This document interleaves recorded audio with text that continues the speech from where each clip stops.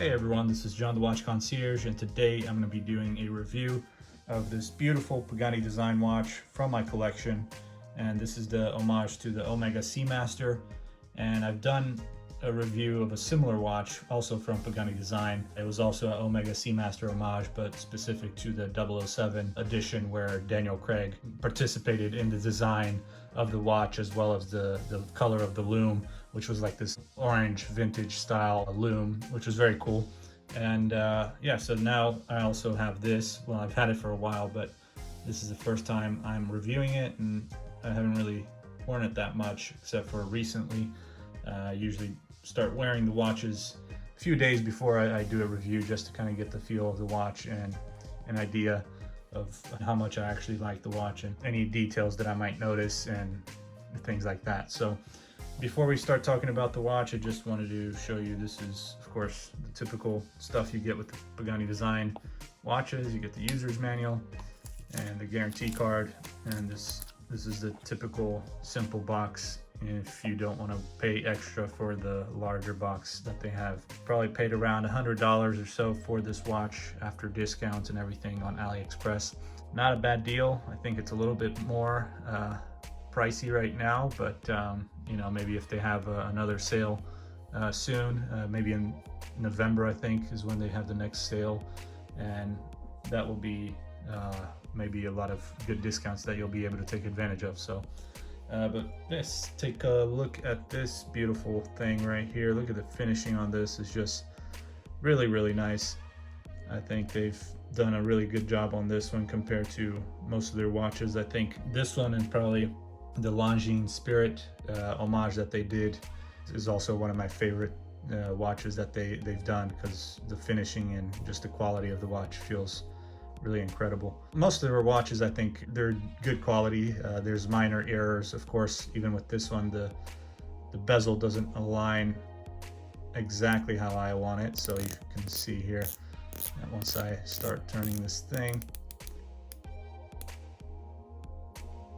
you can see there's a little bit of back play, but you have to just get it a little bit more like that, and then you can have it aligned perfectly. So, but if you do one more click, then you can't really pull it back. So I'd rather just have it on the one before, and so I can just push it forward a little bit and then it's aligned properly. So that just minor details like that, but I think I have a good history with Pagani Design. Most of the watches I've gotten from them have been good quality, no huge issues, just minor things.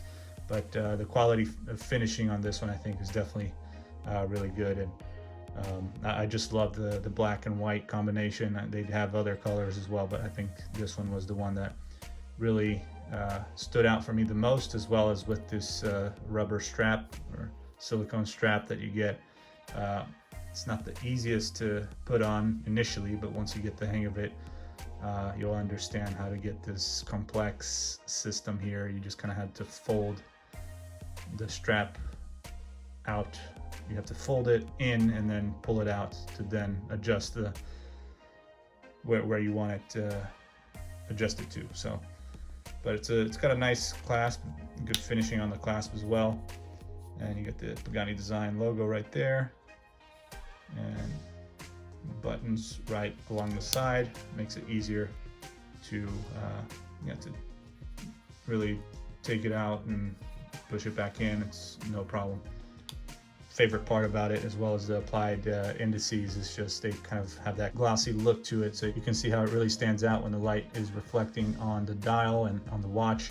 So, and everything seems decently applied, no huge errors, except for maybe you could probably spot a little bit of error maybe on the top indices there, but I don't know if they're supposed to be that separated, but it doesn't look like they're aligned exactly as they are supposed to be, but that's all right. Nothing major for me to want to get rid of it. So you've got the date window at the bottom, which is very interesting too, and I think I prefer, especially on a design like this. I think I like having the date at the bottom. Looks kind of cool. And yeah, it's just different compared to most of the other watches that they have. You have the waves going along the dial, so that's pretty cool. And yeah, like I said, the applied indices just really stand out there. They kind of really just pop out from the dial. The hands are really nicely finished too, and they really stand out. They're mostly different from the other hands that Pagani Design has, which is the typical Mercedes hands, which you get with a lot of their Rolex homages. So it's a lot of what they do. They have a lot of other Omega homages too, I'd say, but not as much as Rolex homages. So it's what you see out there the most is always the Rolex homage, but I think maybe Omega would come second. So you have 200 meters water resistant with this watch. You got sapphire crystal. You got a case size of 42 millimeters and a case thickness of 14 millimeters, but it really doesn't feel like that.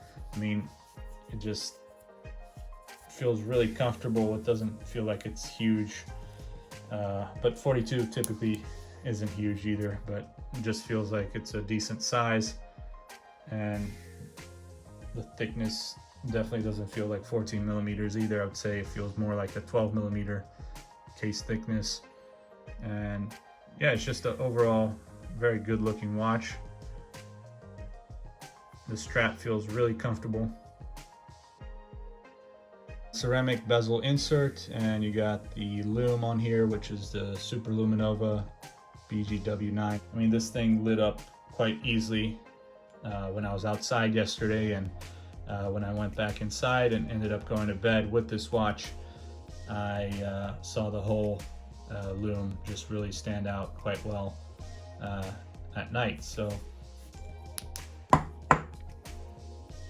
here's what it looks like, and you can see the whole watch lights up. You got a mixed color of green and blue. So you got the blue, it looks like, is applied on the bezel, and then you have